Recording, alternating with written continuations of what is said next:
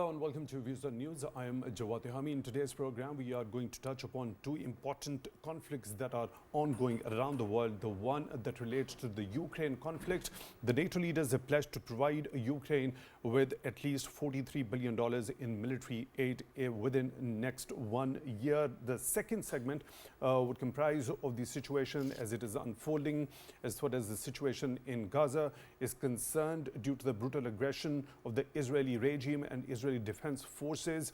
The death toll of the innocent people in Gaza is nearing around 39,000. Let's start with the first one.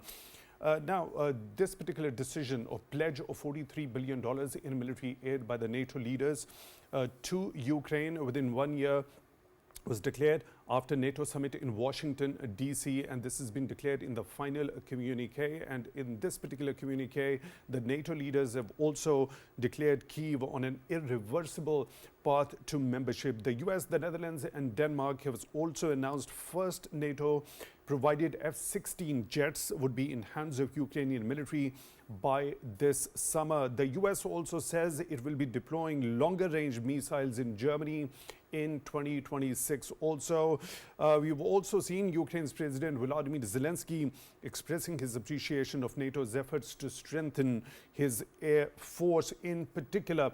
Also, we have seen efforts towards a ceasefire as far as the Ukraine conflict is concerned. Hungary's Prime Minister Viktor Orban undertaking shuttle diplomacy for a ceasefire in Ukraine. We have also seen a statement quoted by Russia's state news agency TASS of President Vladimir Putin. Let me quote that when it comes to the ceasefire, the conditions that he has put, that we need to ensure that the opposite party agrees to take demilitarization steps that are irreversible and acceptable to the Russian Federation. Ukrainian troops should be completely withdrawn from the Donetsk, Luhansk People's Republics, Kherson and Zaporizhia regions, unquote. Let me quickly bring in our panelists to discuss this important development of the announcement of $43 billion of military aid towards Ukraine by the NATO leaders. What does that basically depict?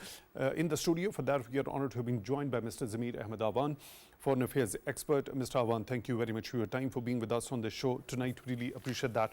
Now, this announcement at the NATO summit in Washington, D.C., looking at this number, how bigger is this? How considerable this one is? And also, let me bring in the statement by Jens Stoltenberg, the NATO chief, that regarding this particular pledge of military aid to Ukraine, that we are not doing this because we want to prolong a war. We are doing it because we want to end a war as soon as possible. So do you also agree with this? This provision of aid or pledge of provision of this aid is actually aimed at ending the war rather than prolonging it? As a matter of fact, the major obstacle to end the war in Ukraine is the US and the UK. With this summit of NATO, announcement of 43 billion military aid to Ukraine, and latest weapons and ammunition and technology to hit Russia back has further complicated the situation. President Putin of Russia has shown flexibility on Ukraine issue. He was willing to negotiate, he was willing to end the war, he was willing to reach a peace agreement with Ukraine. But always UK and the US was the major obstacle, and with the announcement of NATO with this huge military aid has further complicated.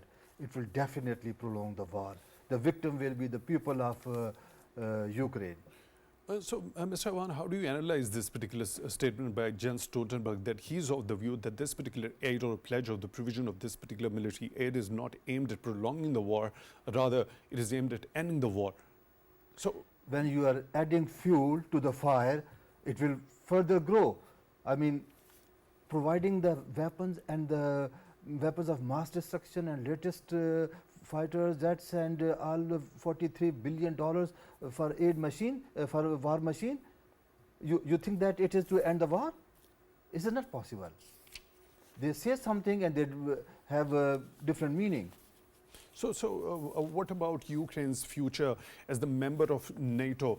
In this communique, the NATO leaders have also declared Kyiv on an irreversible path to the membership of NATO. We've seen in the past that this particular point remains to be contentious when it comes to Russian authorities. Now, with this particular declaration of irreversible path to membership for Ukraine to NATO, what does that basically depict, and how that is going to, what sort of a message that is going to send towards the Russian authorities? It is very dangerous message to Russia. Russia has already announced many times before attacking Ukraine that Ukraine is at the red line. If Ukraine is joining NATO, there will be war.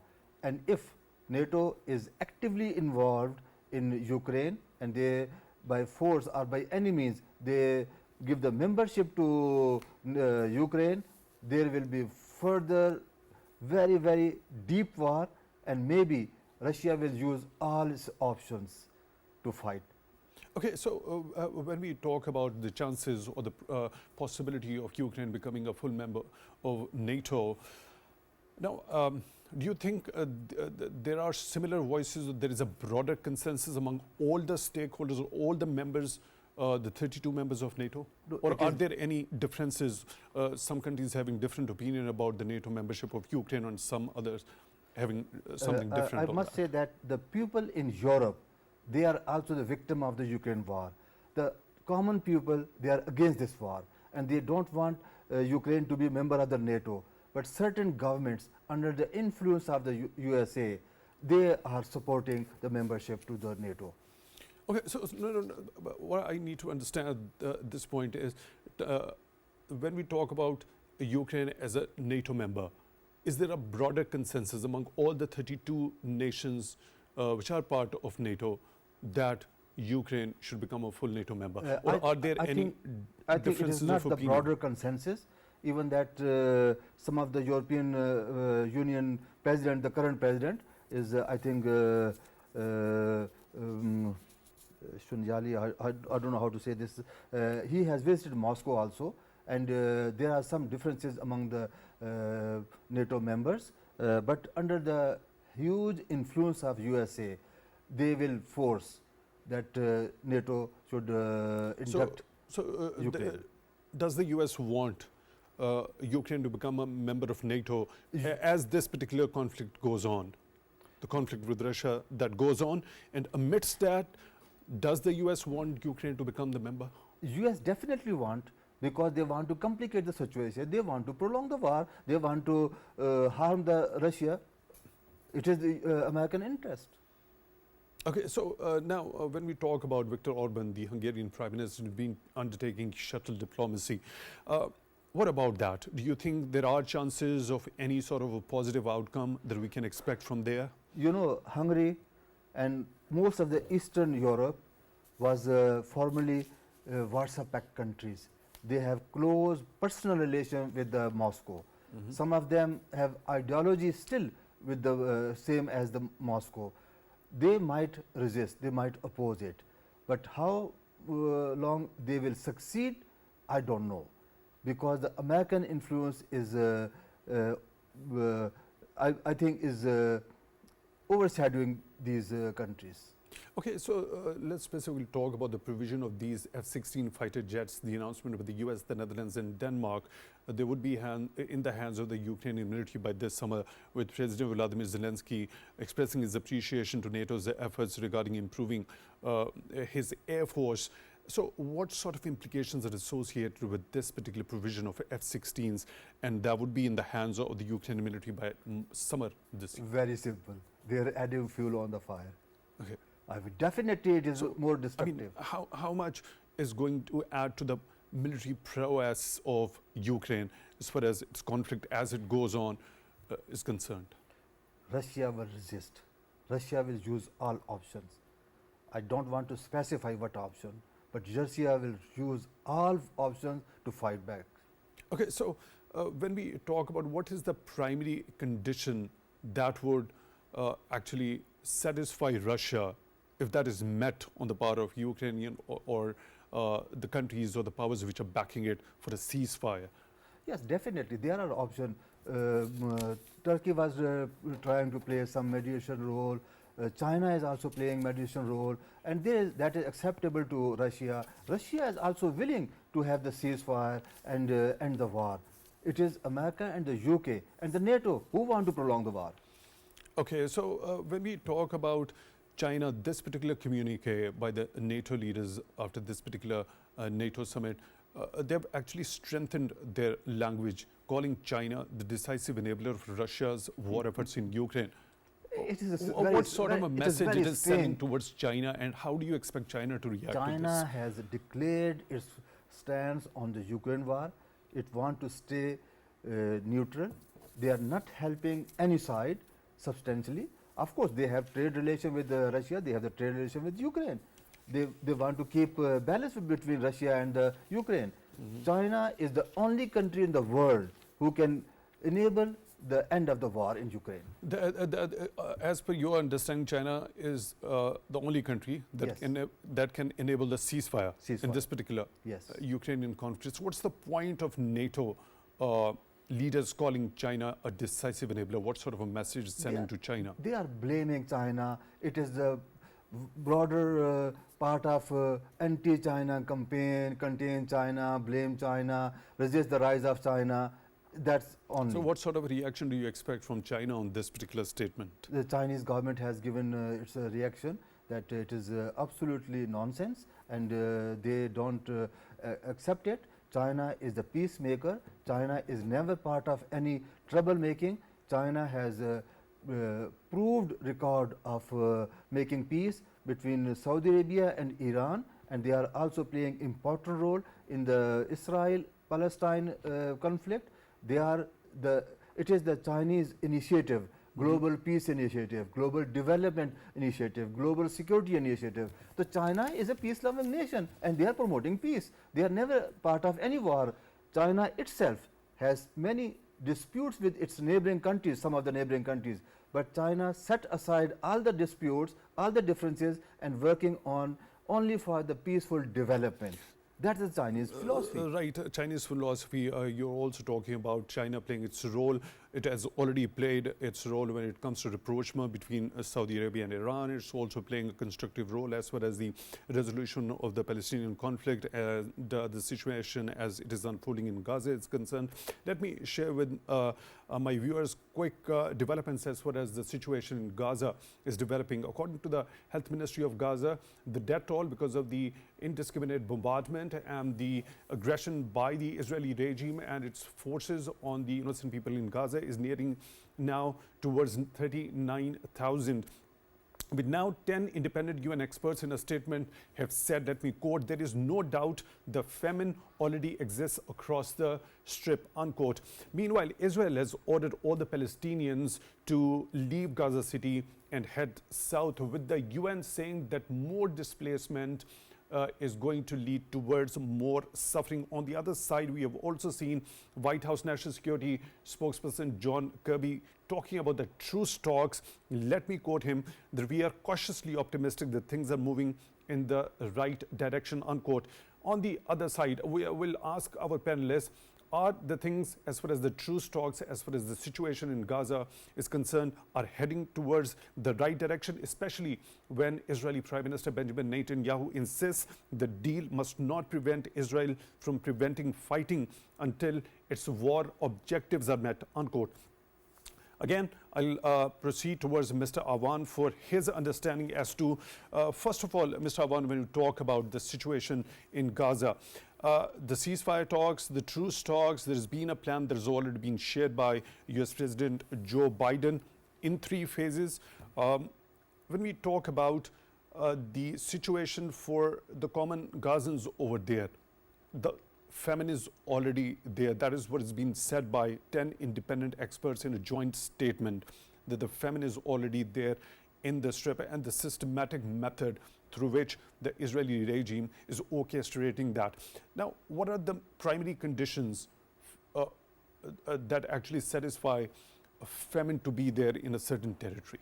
Unfortunate, very unfortunate. The situation in Gaza is extremely bad. Whatever the United Nations Security Council has passed a resolution, whatever the Biden administration has announced, whatever the peace talks are going in Qatar, whatever the United Nations agencies are saying something, still every day there is a death toll in Gaza by Israelis. There is a famine, there is a disaster, there are displacements, there are killing, there are extremely disasters, and this is genocide, and some of the superpowers are the part of this genocide. Right, let me quickly go towards Dr. Sabir Abu Maryam, Secretary General, Palestine Foundation, Pakistan. Dr. Abu Maryam, thank you very much for your time, also for being with us on the show tonight. We really appreciate that. This particular famine is already there in the Gaza Strip. 10 independent UN experts have said that. Is there any way at this point in time that this could be stopped? Also, are you having any sort of hopes as far as the truce talks which are ongoing to yield any positive outcome? Thank you, dear brother. First of all, we should and we must think about that. What is the conflict and who is the behind of the conflict? When Joe Biden, the president of US, established some to produce some truce agreements, it's mean on one hand they are killing innocent people of Palestine in the Gaza Strip, and the other hand they are talking about truce. So first of all, it should be clear that these governments, especially the US governments and the Western governments, those are supporting the Zionist illegitimate regime of Israel, they are not seeking peace. They are not following peace. They are the part of the problem.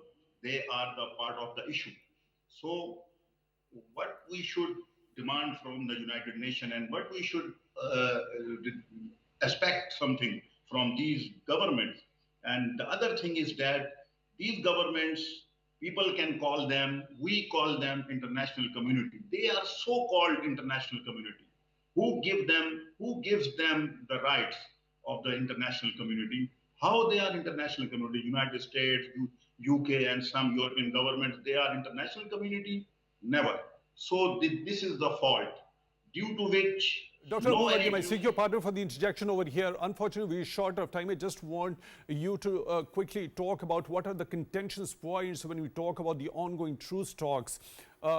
What is acceptable to the Palestinian people, and what is being the most contentious point or the stumbling block as far as the positive outcome from these truce talks is concerned? There is a simple way what Hamas has produced.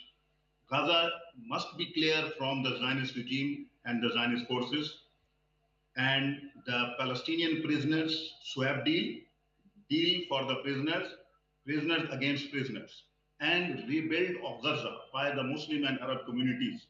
And who will control the Gaza Strip? This is the main point. Because of the truce is pending, who will control the Gaza Strip? Israel is trying to control the Gaza Strip, but the Gaza Strip belongs to Gazans, belongs to Hamas, belongs to Palestinians. This is not related to Israel. Even the Zionist regime is also illegitimate. They have occupied Palestine, and now they are fighting to control the Gaza. So 3 points is very clear. What Hamas has always produced.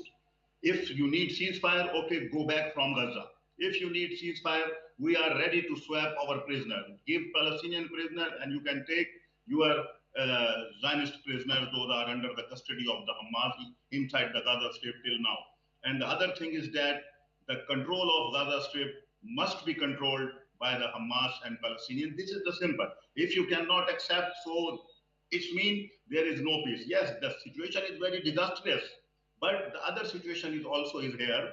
The resistance movement in Palestine, in Lebanon, in Yemen, in Iraq, they are playing their role. You know, last week, the vice foreign minister of the United States visited Iraq, and he talks with the Iraqi authorities to request them to stop the Iraqi resistance to carry on the attacks against the Zionist regime. This is the distance. Yes, we have a disastrous. Point is well taken. Unfortunately, we're short of time. Dr. Sabir Abu Maryam, Secretary General, Palestine Foundation, Pakistan. Thank you very much for taking time out for Views on News tonight. We really appreciate that. In the studio, we were joined by Mr. Zamir Ahmad Awan, Foreign Affairs expert. Mr. Awan, thank you very much for your time, also for being with us on the show tonight. We really appreciate that. With that, we come to the end of today's episode. Till the next one, take good care of yourselves.